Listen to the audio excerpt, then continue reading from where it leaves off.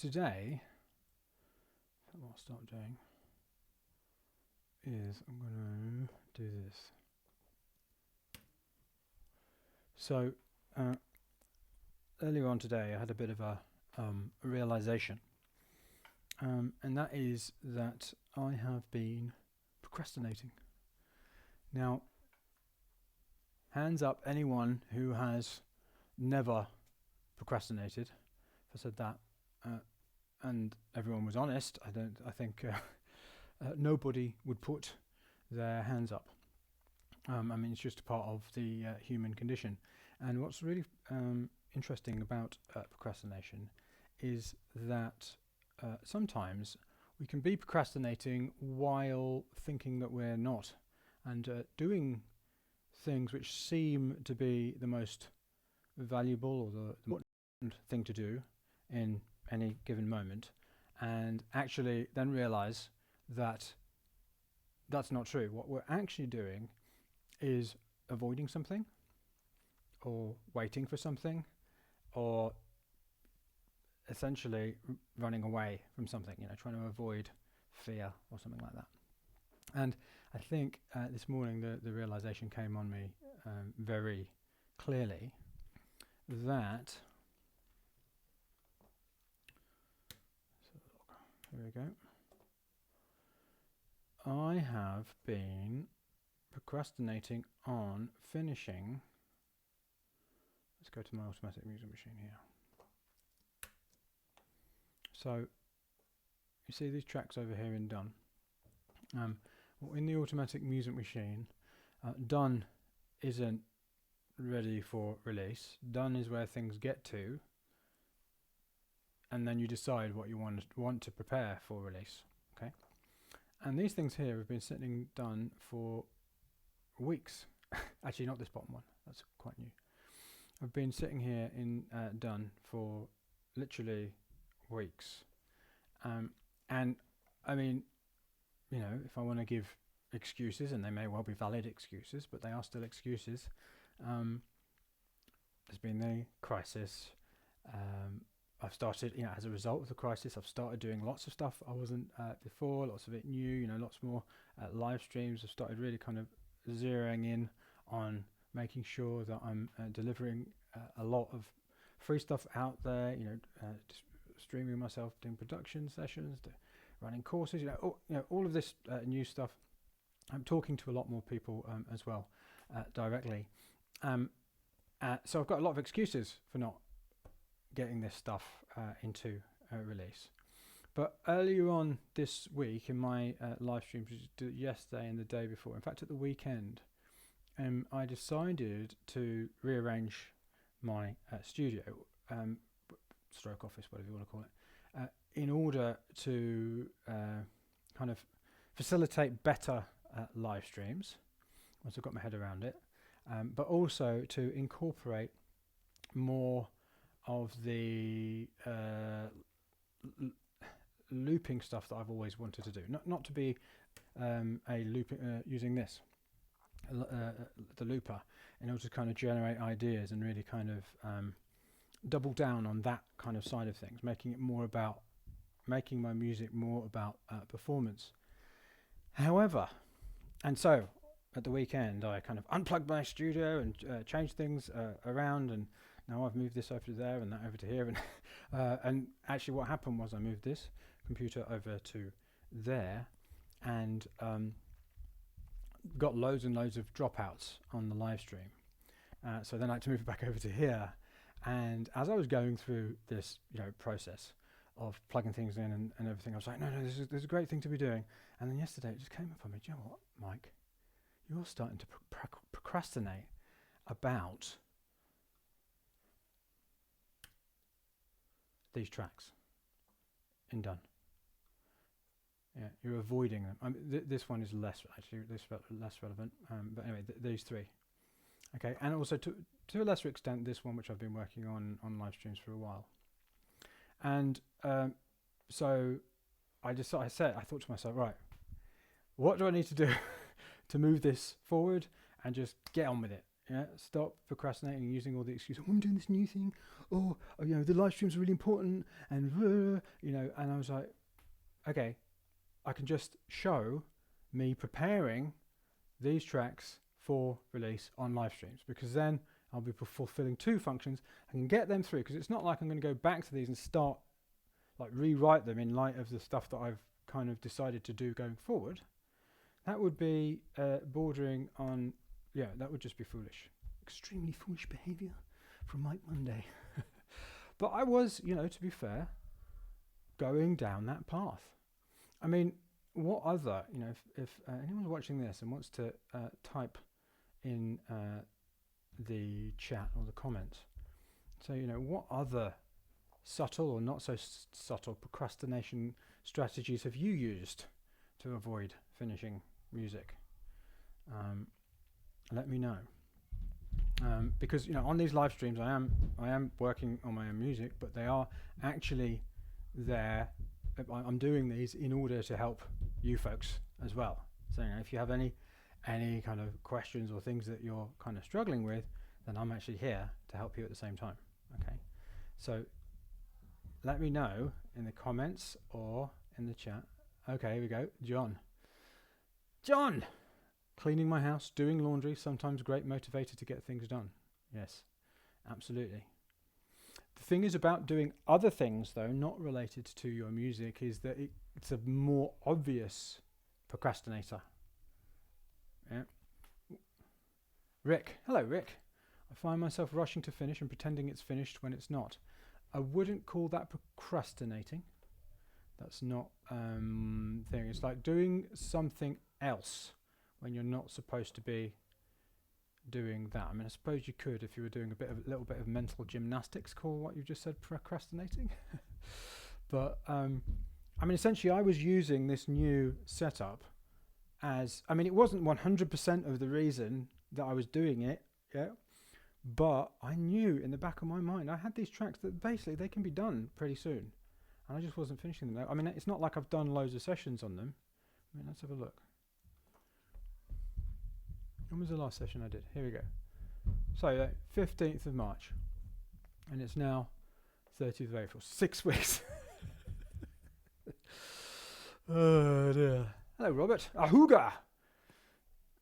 I'm quite good at getting things done. Yes.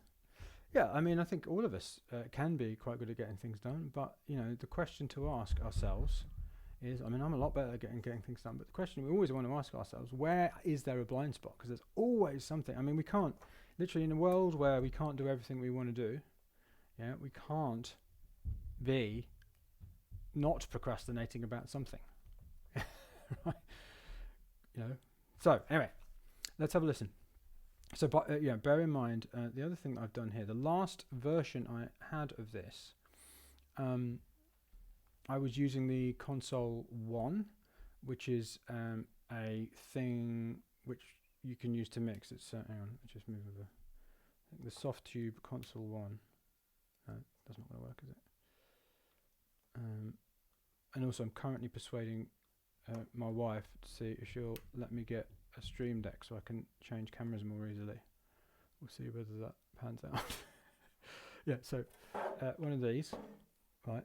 So it's a console 1, and essentially you put plugins all along the console 1 plugin. Hang on, go back to this one. So yeah, you put the console 1 plugin all along here. Yeah, console 1, console 1, console 1. So it looks like this. I'll show you actually. Yeah, and then you can control basically that with this, and it's got like various different supposed emulations of SSL disks and things like that. Anyway, I'm not going to use it for this because I've decided to employ a coach to do some mix consulting with. So I'm going to give him a the finished mix that I've done, and I'm going to get him to sort of, we're going to do a session. He's going to feedback to me. I do find with if you want to improve anywhere, one of the best ways you can do it is through one-to-one interaction. Always. That's just the best way. So I found this guy, and I'm going to give him a go. And I won't give him a shout out just yet because I've not used him. So I don't want to recommend him just yet. So I'm going to do that. And bear in mind, this isn't because I'm necessarily thinking about doing the entire end mix that actually makes it out myself. It's just what I want to do is I want to kind of know, I want to find out where maybe I can improve in order to make my mixing both quicker and kind of more effective. So Rick says, okay, I almost struggled to start the style splurge as I found it hard choosing two musical elements. Found this section of the challenge really hard. Okay, so that indicates that so just for anyone who doesn't know what on earth Rick is talking about with the style splurge, that's in one of my programs, the Idea Explosion Challenge, and it's a particular type of splurge where it's a particular type of exercise where the first step is I ask people to choose two elements based upon their musical history, essentially. So Rick, if you find it difficult to make that kind of decision, then you've got a sort of, you've got some kind of a decision problem, obviously.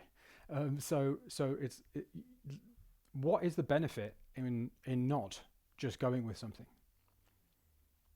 How does that help you? It doesn't help you in the slightest. Just decide, because by not deciding, you're actually making another decision, which is the worst possible decision you can make, which isn't to make a decision. It's just a waste of time and energy. The only way you can really know if a decision is right is by taking action, is by actually wearing the decision. Yeah, you can't make a wrong decision when you look at it like that, apart from not making the decision. Yeah. So, hi Mitchell. Thank you. It's a work in progress. Mitchell says killer live stream setup. Right, so here we go. Rick, I guess I wanted to predict it making good results deep down. So you're over-focused on the result. Don't worry about the result. The result will happen. You could have made 10 splurges in the time you took to decide, I'll bet. Maybe even more. Yeah, and actually come up with a better thing to do. So, yeah, but they're not final choices. So Rick's saying, I hated my final choices. They're not final choices, are they? So... And if you'd have made a quick decision, you probably would have made better ones anyway. Anyway, so let's listen to this. So I've taken the Console 1 plugin off all of this. Yeah, and as you can see, I've bounced down quite a lot of it. Yeah. So I've taken the Console 1 plugin off. So goodness knows how this is going to sound. Right, because the Console 1 was doing all kinds of level stuff and things like that. So things are probably going to be all over the place. All right, but let's just... In fact, what I might do is instead... just play this version of it where I've got it to.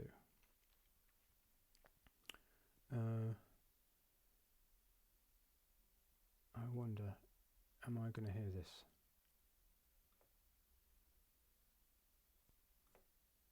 Can you hear that? Yeah, you can. That's really loud as well. Okay.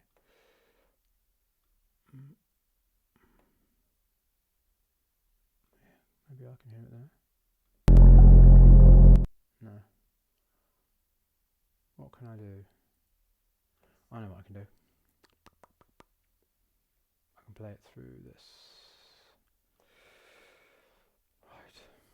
I'm going to have to figure that bit out of this.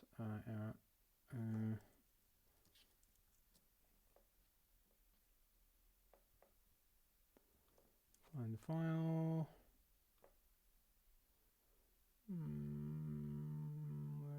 Where is it? Right, Beltram 3:15 there. Right.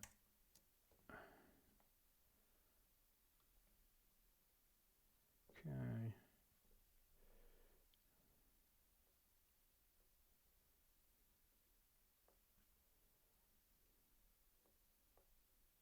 It's funny with that thing about hating final choices. So if you think of choices as final, then you're likely to hate them. Yeah. and it's going to be virtually impossible to make the decision ever, right? So I don't think of choices as final. I just think of them as something I'm making a choice to do in order to decide what the right thing is to do, or the better thing to do. Yeah, it's just a continuum of choices. Right, let's have a listen to the original. Well, when I say the original, the thing, the where it had got to on the 15th. So this is with the Console One plugins.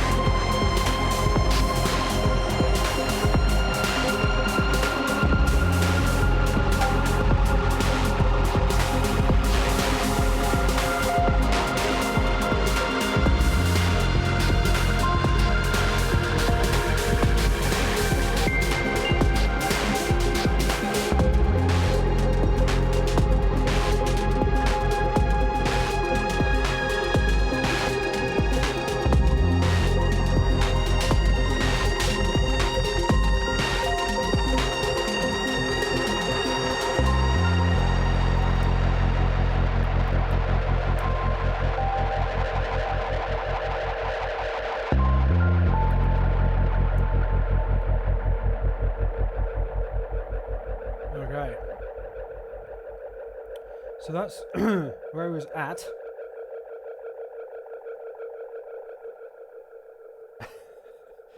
Good old space echo. I used to actually have one of those. When I say we, I used to use somebody else's. It was Andy's. Anyway, so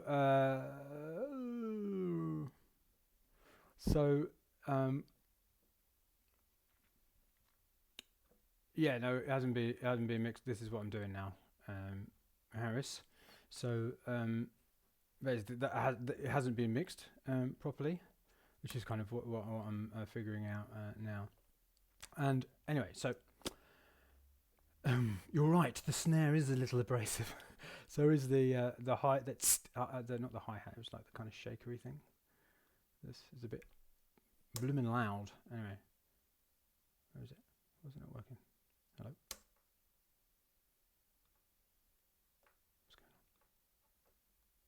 What's going on? Little worry.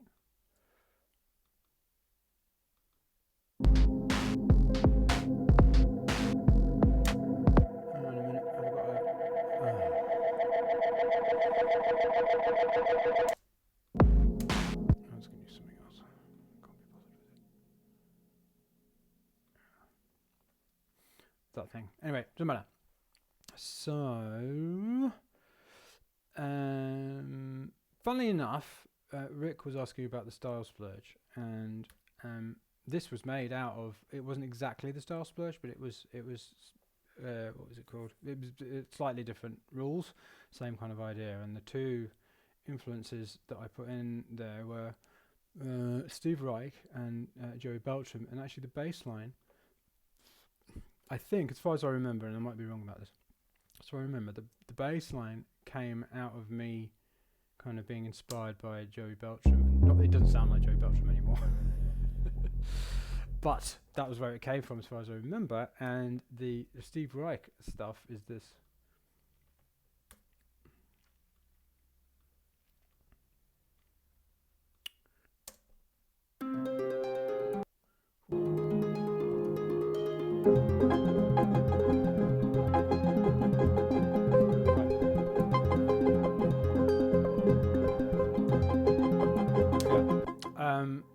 So that's just interesting. Anyway, so what I need to do essentially. So I've got a question, a kind of compositional question, which is here. This section here is not just like there's no shape. It's just like that, and I need to figure that out. But I'm not going to do that in this session because I just need to get it sounding good. So there's a couple of possibilities. Well, I need to get it sounding. When I say good, I need to get it sounding so I can actually hear what's going on. So there's a couple of possibilities. More shape after break. Actually, write some other development parts after the break, and also remove some parts after break to create shape. But I'm yeah.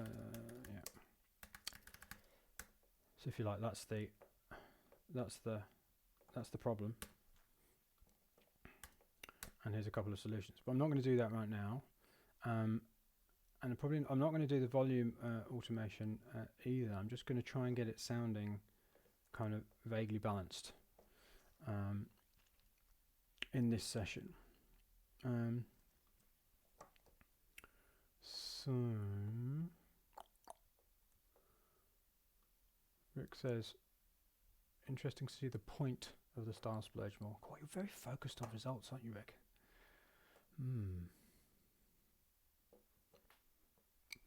Main point of doing any of the things that I'm getting you to do is to do them. Not really any other reason, but that's the main thing. So for instance, one of the points for you for doing the style splurge is for you to actually take a look at why these decisions that don't need to take more than 5 minutes are taking you so long. That's the point. Okay, so what am I going to do? This is the first time I've ever done this kind of thing with people watching, so I have to admit it's slightly freaking me out because I can tell you right now, I don't feel a very confident mix engineer, although I have done a fair bit of mixing for other people. And I've never done any kind of course so this training that I'm doing, when I say training, this mix consulting thing that I'm doing with this guy, it's the first kind of any kind of training to do with mixing that I've done of any kind whatsoever. So never done a course, never watched a video, nothing. So yeah. Good question, Ben. So Ben's asking, is this all audio because it was hardware, or because you freeze to commit? So some of them are and some of them aren't. So the DFAM stuff, obviously, is audio. This SH7 thing is audio. It was audio. It's hardware. Sorry. So the DFAM was hardware, and the SH7 was hardware, but everything else was about committing. And also, to be fair, stopping my computer from wibbling at me. But really, it's commitments as well. So,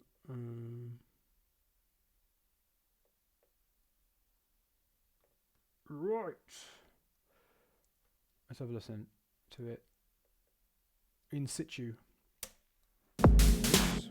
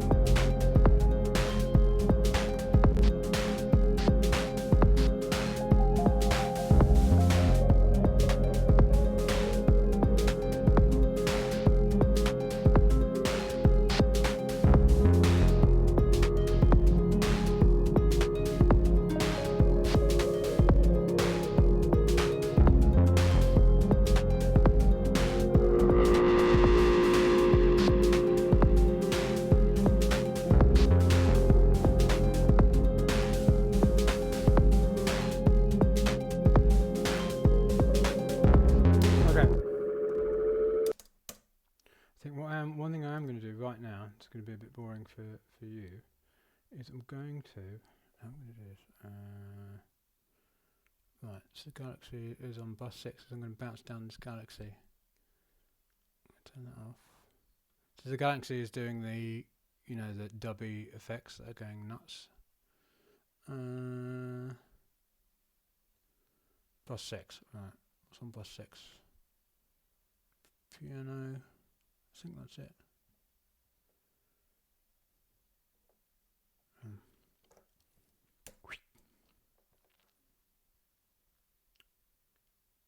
Yeah, So I just need the piano. Okay. If I want to bounce that down, then probably will do is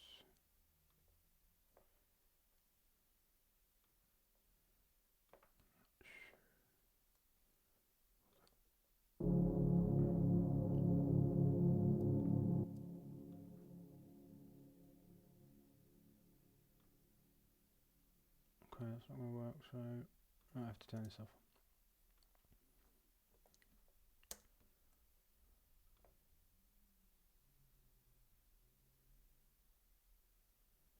Hang on a minute, what am I doing? There we go, maybe that'll work.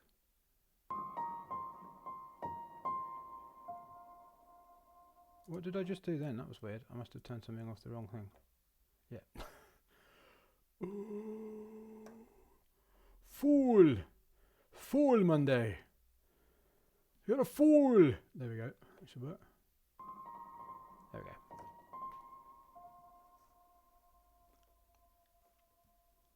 Okie dokie. Yeah, so Chris says, love that you're working with hardware and software. So I don't have anything against anybody that works with whatever they want to work with. Or not anybody or anything. You know, I don't have anything against any way of working whatsoever. One thing I do have, I do find problematic in general, is a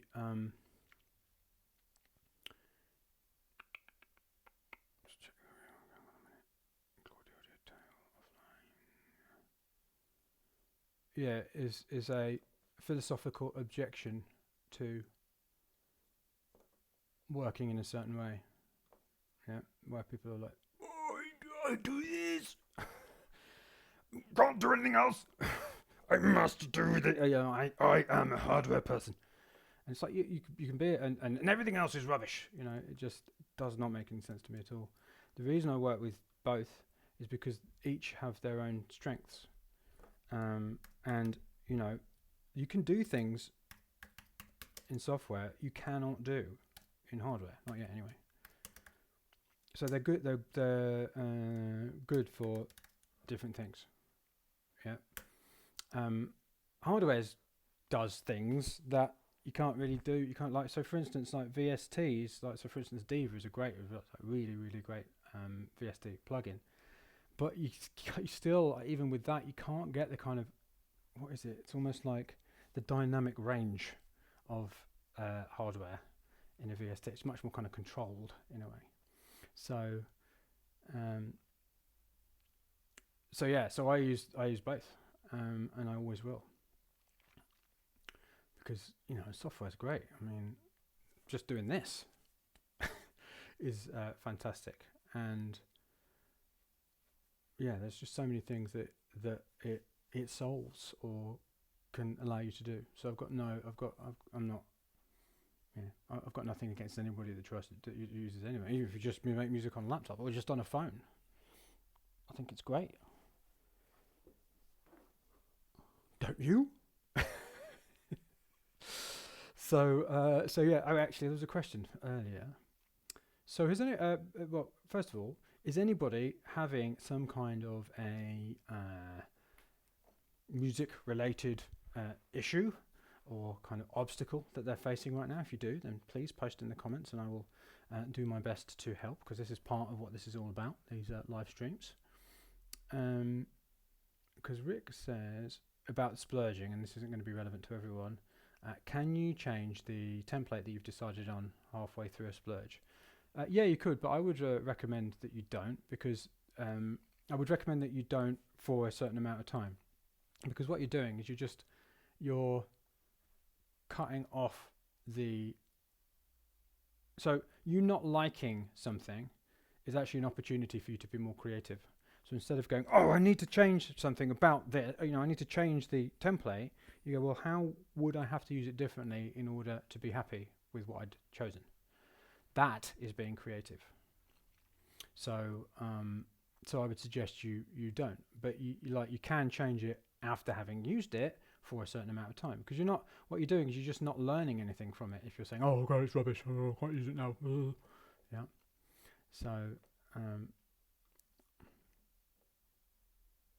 So John is saying, does the console one work with only the companion software you showed, or does it work with other things in the door? So there are some UAD plugins that it works with. So if you've got a UAD, there are some of them, not all of them, though. But they are in the companion software, if you like. So it's almost like the companion software is a container for some soft tube emulations of things, although I'm never sure how accurate those things are. But anyway, sound pretty good to me. That's all I care about. Oh, it's not an SSL. I don't know. It sounds good to me. So they work.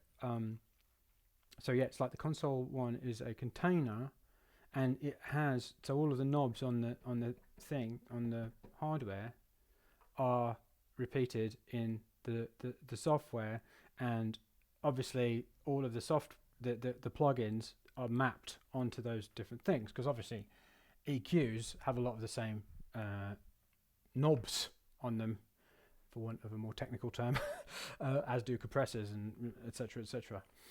So there are some UAD plugins that work with it. There are other soft tube ones that you can use, but you can't use just anything. So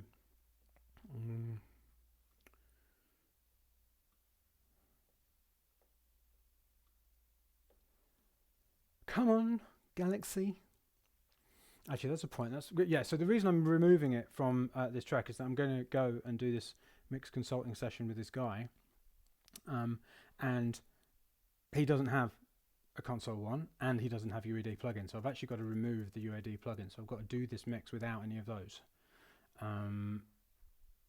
So that will be interesting. Okay.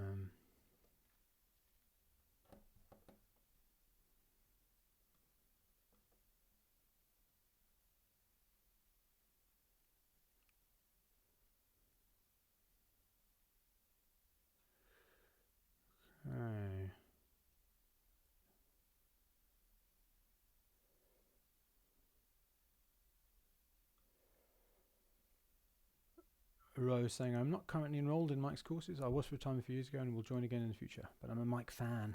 I love these live streams. Brilliant. Well, you don't have to enroll in my courses if you don't want to. Oh god, that was terrible. I don't want to block you.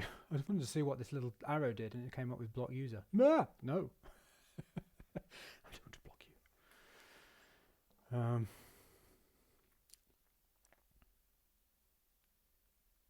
Nearly there.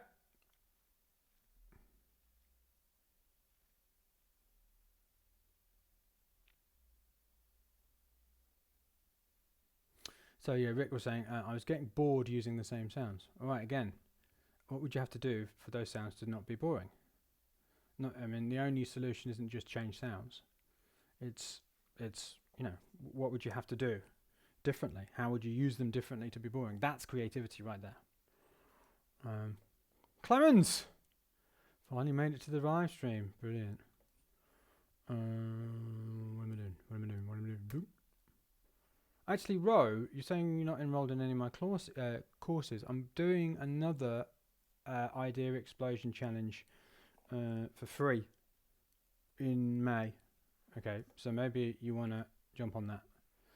Send me an email, mike@makemusicyourlife.com, and I'll give you the details of that. Lance, no worries. That's what it's all about. Sharing knowledge. Otherwise, what would be the point? Now, what did I do with it? Oh, it's over here. Good. Okay. The other thing I'm going to have to do is change all of these 96 kilohertz files to. Oh dear, look at that. Is that? We have distortion. Do we? No, we don't. Okay. Oh, good. Just looks like they may have got the. Yeah, I do. There you go. Yeah.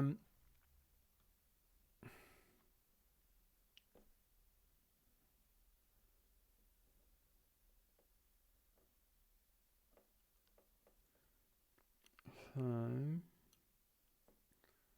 I can mute that. And what else did I have? I had that sent to me old Valhalla. Oh, I love me Valhalla.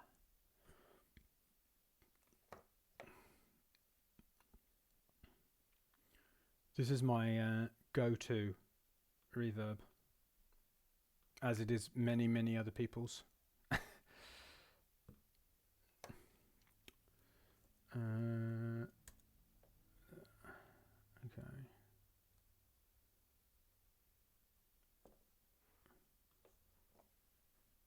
So now I can turn that back output there.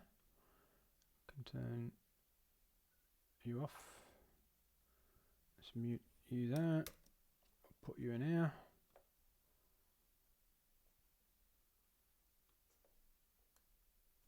And I think we'll be good. Right. And what I will do actually is just turn you off there. Oh look, I've got some console ones hiding. Let's get rid of them. I don't know, I missed them. Or maybe I was demoing it or something. Anyway.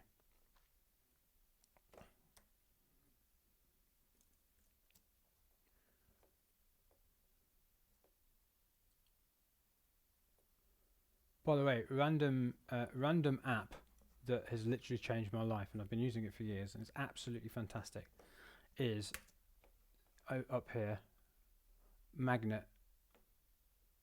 Can you see that? Magnet. Right, you get this app, and you can do all these cool things. Right, check this out. Right. No, it didn't work. Let's do it now. Ooh, ooh, ow, pow, kablam, boom. I can't remember the other shortcuts. What are they? Let's do a bit more of this.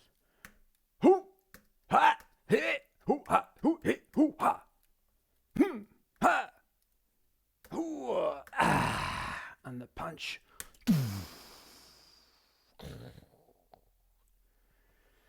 Magnet. If you've got a Mac, save so much time.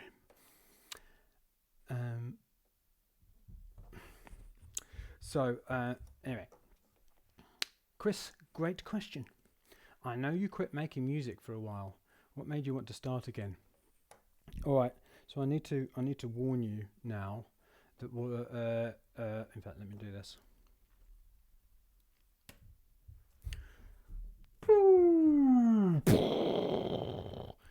Incoming sales pitch. So, but this is true. So I can't. This is the actual truth. So I need to tell you the truth, even though it's going to sound like a sales pitch. So, what happened was, I stopped making music for a number of different reasons. One was because the way, I kind of, from the start of my career, you could make music. I'll just do a short version, right? The start of my career, gigging was, for me, the pocket money, yeah, and making records, actual records, was the actual money, yeah. So the scalable item, the records, i.e. I didn't have to be present in a place, was the main money maker, and the thing that you did to promote the scalable item, the gigs, that was just extra money. Now, so I started in 1994, and during the course of my career, that flipped. So it became that the scalable item was now the promotional thing, and the gigs, the non-scalable item, the thing that required my and everybody else's presence in order for you to make the money, was the thing you made money from. And that, to me, was completely unsustainable. Yeah, it was just a nightmare in lots of different ways, creatively, in all kinds of different ways. I mean, I love gigging, I love live gigs, but it was just that business model flipped on its head. It's just never going to work, right?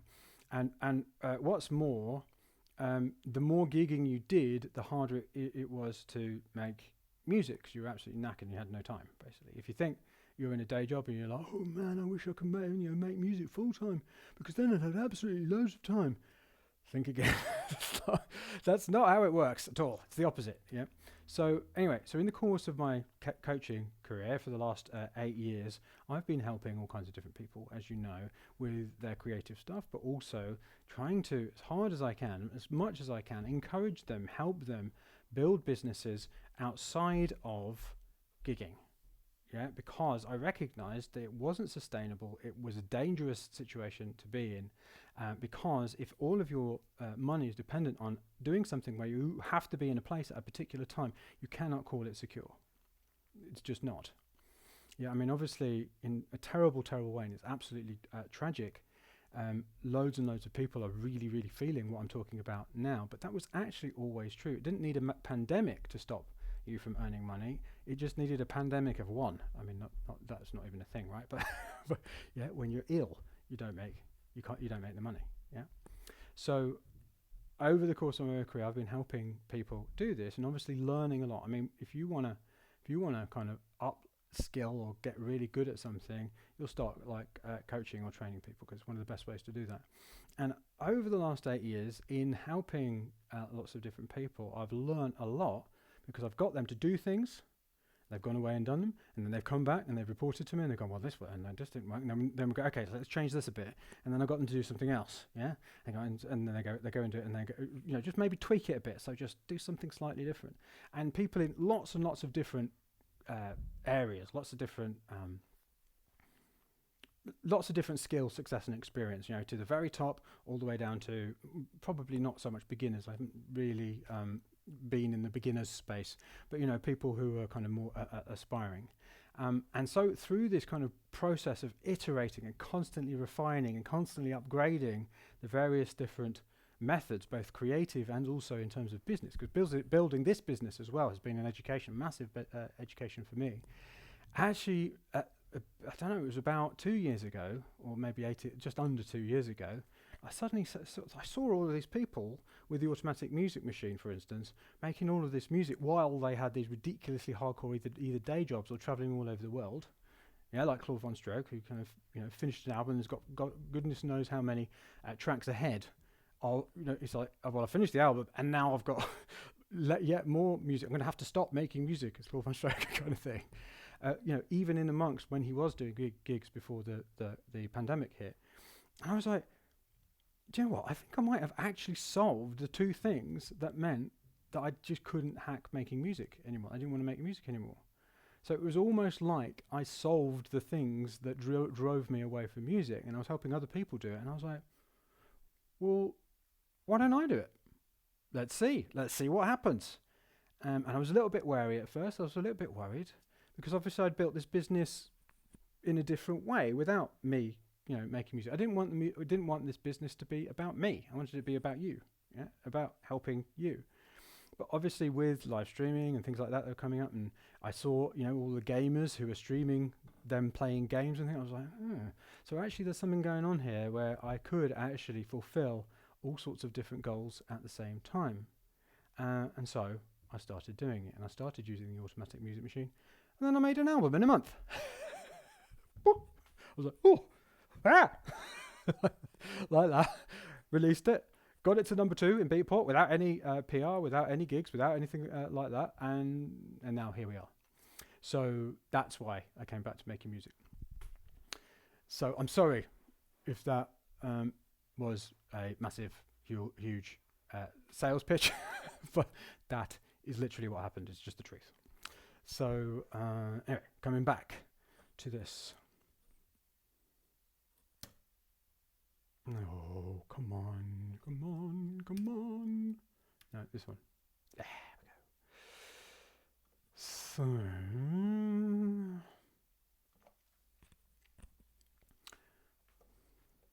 Manuel.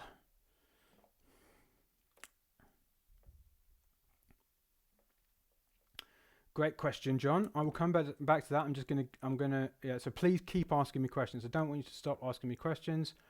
I can work on this music on my own as well. So it's more important to me at this stage that you get value from this in whatever way you need to. So please keep asking me questions. Don't think you're disturbing me or anything, because I do make music outside of these live streams.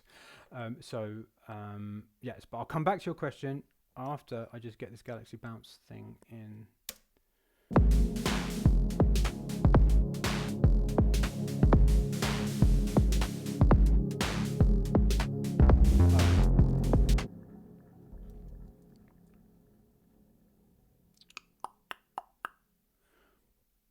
Where's the piano gone? Have I deleted it? I did. Did I? Well, that was a bit foolish, of course, because it wasn't. I don't need to put this in the bounce folder because it was an effect that I was bouncing. Oh, come on, Mike. Yeah, right, there we go.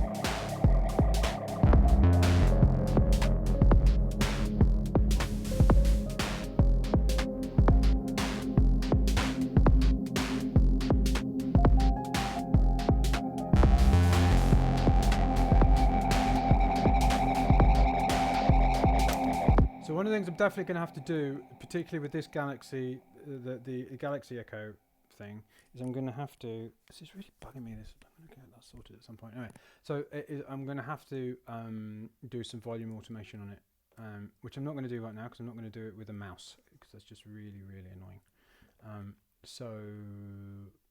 But I'll probably, I don't know, plug in my expensive MIDI controller, which is my Machina, which I only really use as a MIDI controller to do some volume automation. But for now, I'm just going to keep it at roughly, probably a bit quieter than that, I should think.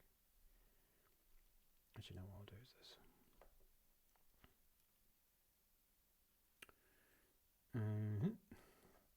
So Manuel saying, which is quite fair enough, to say that I am a distraction because he's meant to be splurging. So what I would suggest for that, folks, because I don't want to just be a distraction, but I'm not going to stop doing this because I think it will help, quite a lot of people, is to know when I'm on. Yeah, because I'm really trying to commit. I'm a bit late always because I always run out of time, but I'm coming on 4 times a week at the same time. So if you want to come on my live streams, be intentional about when you're going to do it and when you're not going to do it. Don't just have YouTube on in the background. I mean, I don't have YouTube on all the time. I go to it to do things. So be intentional about, like, okay, so Mike is going to be live streaming at this time every Wednesday and this time every Thursday. And then come on, watch it for as long as you got, and then leave. Yeah. So...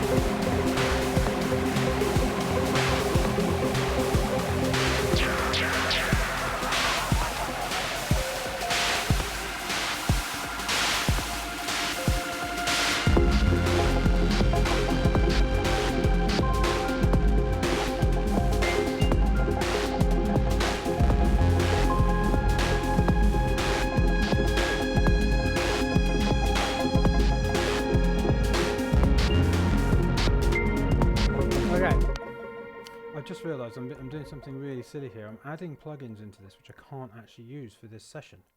So I don't know why I'm doing that. That's foolish behaviour. So I'm gonna have to go. I'm just gonna use the Logic ones. No, not EQ.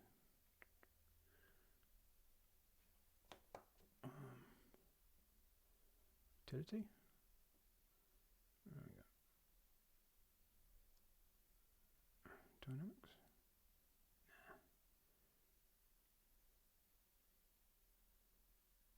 No, I'm just going to use this. Okay.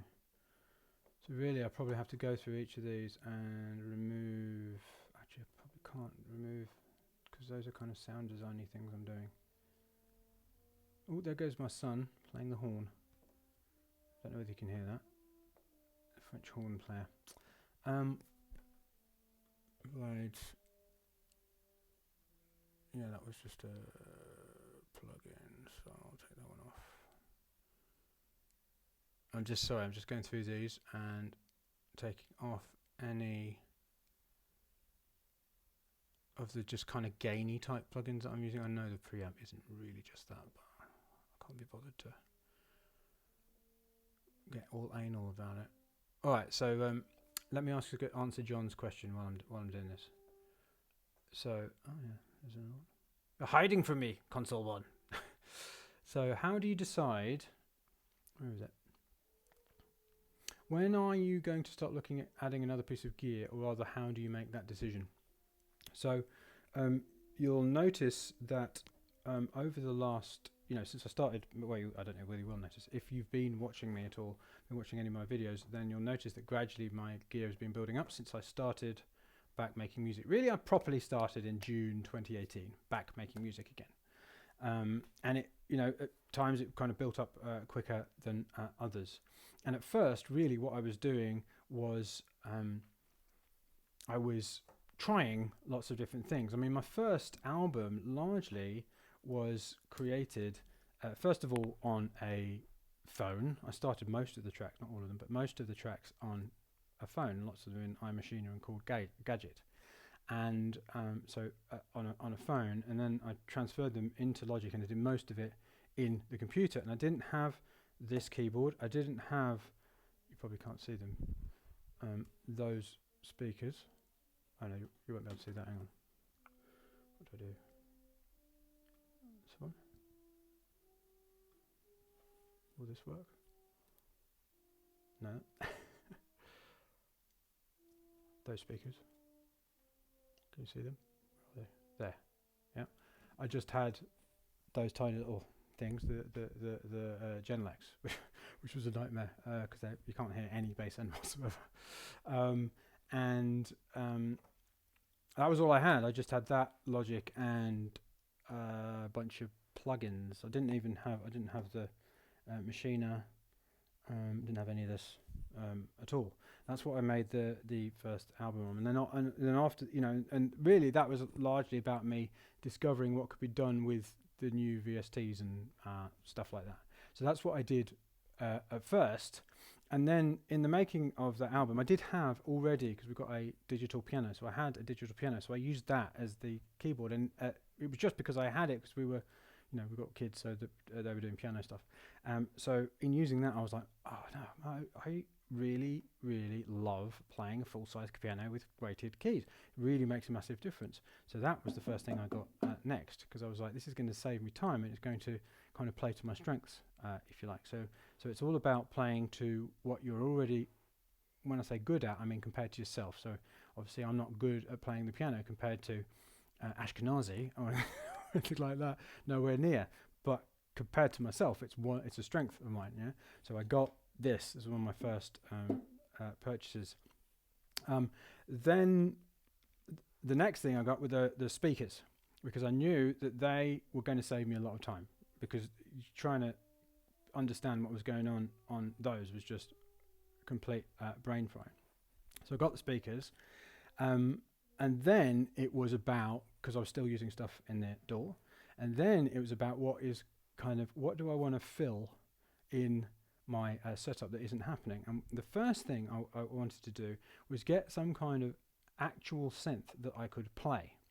And I made a mistake. Well, not maybe not I made a mistake, but I got something that I didn't really get on with, which is over there in the corner, which is the Dave Smith Rev 2, Profit Rev 2.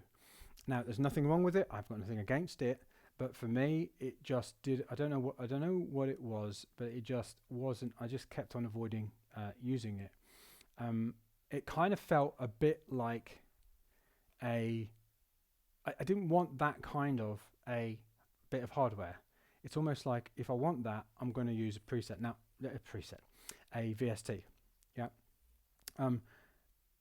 That's not to say that people that love that are wrong, by the way. This is just for me. This is for my own thing. So I was like, okay, that's not working for me, but I still wanted a bit of hardware that I could kind of play. So my friend came along and he said, I'm selling this SH7. And also I wanted something that was very, very limited and just did something specific. It had a sound, if you like. And obviously this was the ideal one of the ideal things, because it's, you know, it's vintage. There aren't any presets. You can't save anything, and it's filth. It's pure, unadulterated filth. It's like, it makes the most vile sounds known to mankind. And so I was like, yep, okay, I'll get that. Yeah, and so I got that in order to fulfill something particular. I wanted a very kind of specific kind of a thing, and that kind of does the job. It's not perfect. In some ways it's quite frustrating, but that's not really what I'm looking for. I'm actually looking for things which have limitations in a bit of hardware. Yeah, because software, it doesn't. What's great about it is that it doesn't have limitations. Yeah, so I don't want a bit of hardware that doesn't have limitations. Or that has very little limitation. That's why I didn't get on with it. Actually, I forgot about this. That's why I didn't get on with this. Yeah, because it's kind of like the front end to an endless world of, you know, never-ending possibilities. Which just combine that with the relatively high early learning curve, and I'm out. Again, got nothing against it. I think it's a great bit of gear. It's amazing. Yeah, but not for me. Yeah. So now that I'm using this as a hardware controller, so then I was, you know, playing around, and all the same time, in terms of my software, the instruments that I'm using in there, I'm gradually paring down the things that I've tried and that I'm using. I'm actually selecting things to use. So now, in here, let me go back to here.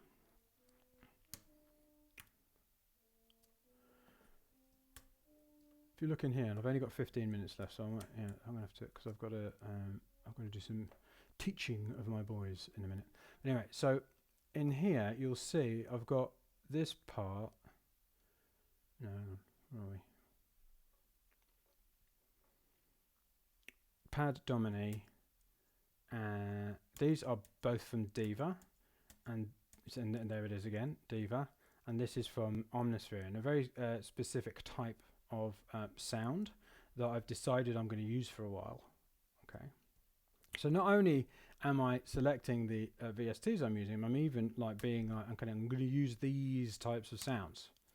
And you've heard, I mean, if you've watched any of my streams, you will have heard them 1,000 times already. You know, this kind of stuff.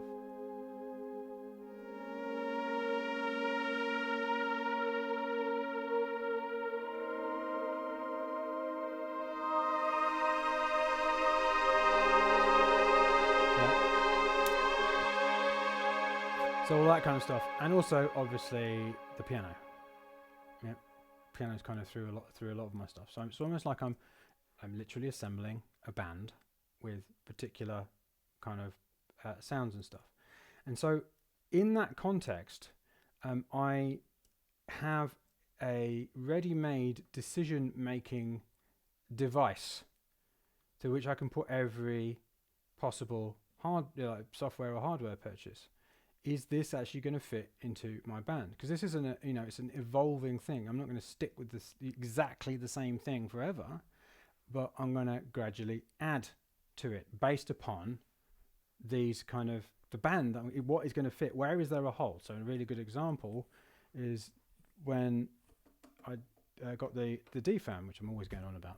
Apologies about that, but basically when again it was the friend who sold me the SH7. He's like my dealer.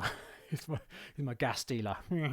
And so he sent me a video of a defam. It's like, check this out, and I was like, oh. And it kind of filled a hole in the rhythm because I was using largely just the 909 and the 808 plugins, just because I wanted to see what I could do with them. But I could see that by using this lovely, and it's a very limited thing in many senses, which makes you even more creative. It was actually filling a hole, and it would fit really well in this like world that I was creating in terms of my band. Yeah, the kind of the assembling of the Mike Monday orchestra to be totally overblown and a bit ridiculous about it. So essentially, at the moment, I'm not feeling an enormous need to buy anything because I've got my stuff and I just got to use it for a while. I do have some, like for instance, I want to get, at the moment I'm using a UAD Apollo Twin, and it hasn't got enough holes going in. Yeah, so I want to get a bigger one of those, which is quite a big investment, obviously. And the other thing I have been thinking about is, because, you know, depending on how it goes with the looper, is getting a more kind of involved looper, like something like an Octatrack. But I'm a bit worried about that because that's a very endless, like, kind of, I've heard that you need like a degree in, you know, engineering in order to figure it out, which kind of isn't me, as you might have noticed. So I'm not really on the lookout for much at the moment, but I think the overarching kind of the overarching way of thinking about this is how can you, instead of just thinking about, you know, what's all of the stuff I can get, it's like, how can you create an umbrella decision, which means that a lower down decision, like what bit of gear am I going to buy next, or when am I going to buy a bit of gear, it becomes a lot easier. It also inoculates you against gear acquisition syndrome, because I see a lot of, you know, things about all sorts of stuff like that. Oh, that looks cool. That looks cool. But then I go, well, hang on a minute. Is this actually where I'm going and what I'm doing? No. So I'm not gonna get it. So hopefully that was helpful. All right, I've got 10 minutes, so I've not really done very much today. But you know, hey, I'm just going to do a quick level thing. So it's amazing how much you can do with just balance. Yeah, people always like run to EQs and goodness knows what. Hello, Sarah. Hello, Darren. I tell you what. Actually, I'm gonna jinx it, aren't I? I'm gonna jinx it. I'm gonna jinx it anyway. Let's see it. Like I'm going to, you know, 2 fingers to the streaming gods. Right? It hasn't dropped out today. Last time it dropped out 5 times. People were like chasing me around the internet. Where are you, Mike? I'm over here. 5 times. Yeah, it was amazing how many people followed me, like 5 times. But I moved the computer from there to there, and I've got this cool new app called Speedify, which can join various different internet connections. So I've got my 4G on my phone and my Wi-Fi connected, and if one drops out, the other picks up, and also it kind of combines them into a kind of much more solid stream. Apparently, anyway, that's what they say it does. So yeah, it hasn't dropped out, which is good. So anyway, so far, I'm sorry, streaming gods. Please don't punish me. Do it later when it doesn't matter. Anyway, so coming back to this, I'm just going through what I'm going to do. Yeah, no, I prefer cables too, but unfortunately, I've had a real problem. I'm just going to take away all of the UAD plugins, apart from the ones which are doing a sound design type thing. And by the way, if you're just getting on and wondering why I'm doing that because I'm going to do a session with a guy who's going to do some, basically, it's like a kind of coaching thing about my mixing. And he doesn't have UAD stuff, so that's why. Okay, so let's call that AKG. Yeah, I prefer cables too. They are better, but unfortunately in this house, I have a bit of a problem, and I don't own it. So there's lots of things I can't do.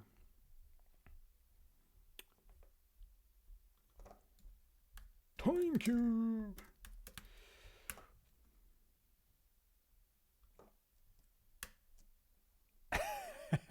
Rose saying, get out of here. You're just testing their loyalty, getting them to chase you around. Well, they were very, very loyal. A lot of people, I tell you. It's great. How did I choose my mixing advisor? Listened to this kind of stuff he was saying, and I'm not going to tell you who it is yet because I haven't done it yet, so I don't want to recommend someone who I haven't actually tried. The stuff. So yeah, basically listened to a lot of his stuff that he said, kind of person he was, how he kind of talked about music, all that kind of stuff. It was really about whether I thought that I would resonate with his kind of approach and the way he thought. And yeah, then went, okay, sounds good. I'm in. Where do I sign up? All right. So I've taken off all the UAD plugins now, so goodness knows what it's going to do.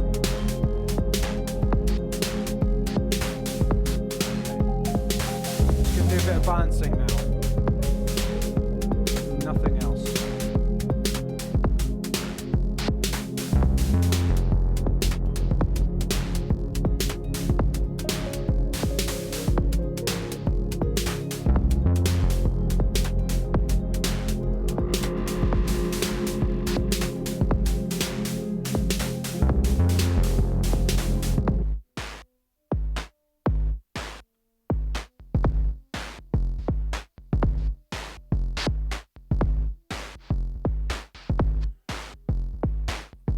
Very hard to do this because I'm on these in-ear monitors, which are probably pretty useless, so I'm not worried too much about getting it exactly right. Alright, I'll go into it. Okay. Alright, I've got to take that off.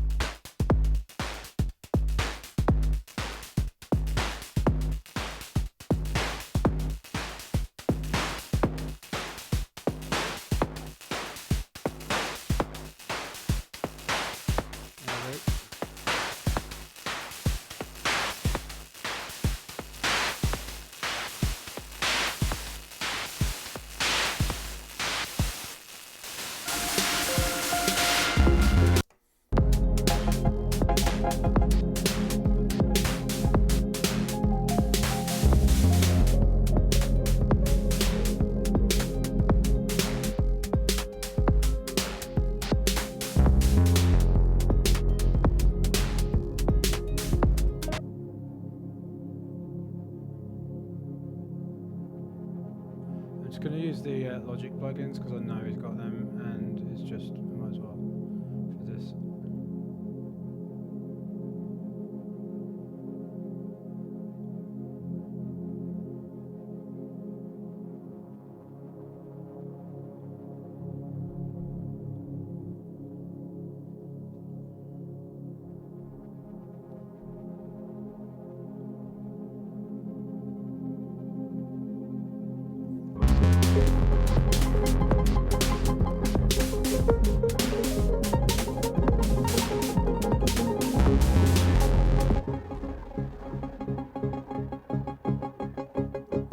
Right, I've got 5 minutes.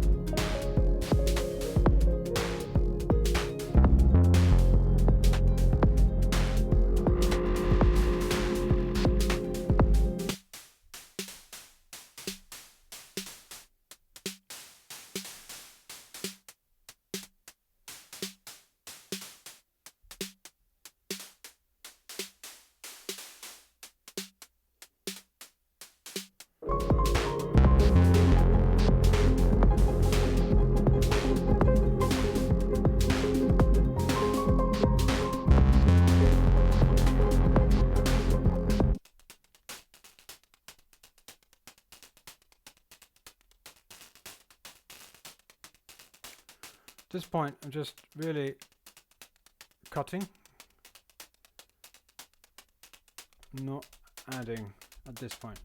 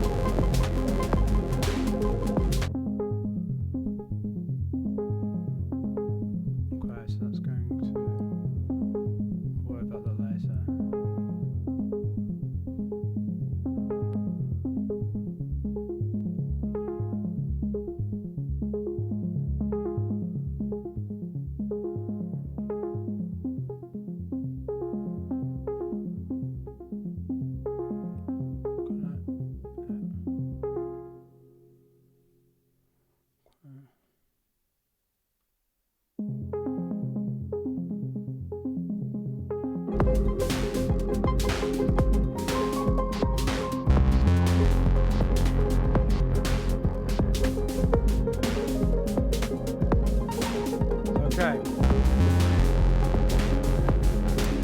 So here's another thing that I always do. So I'm only halfway through this, what I'm doing, which is just a basic balance of what I have already. Yeah. But I'm still, because this is the end of the session, I've got to stop because I've got to go and do some homeschooling things. I'm still going to bounce it out and listen back to what I do.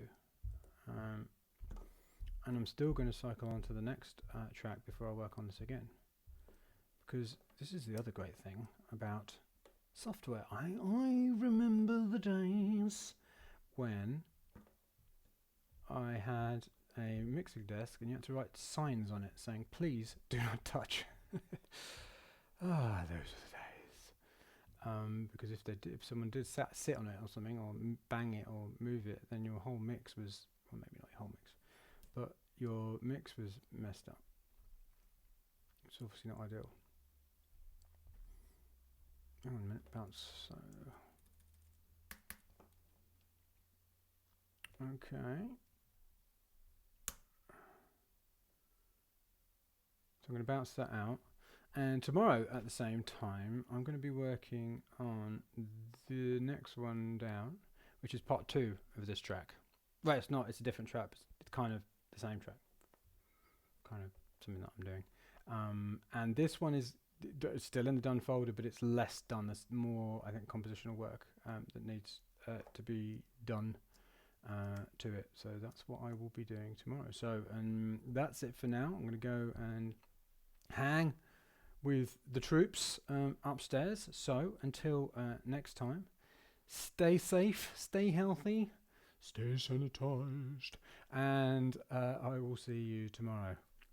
Onwards and upwards.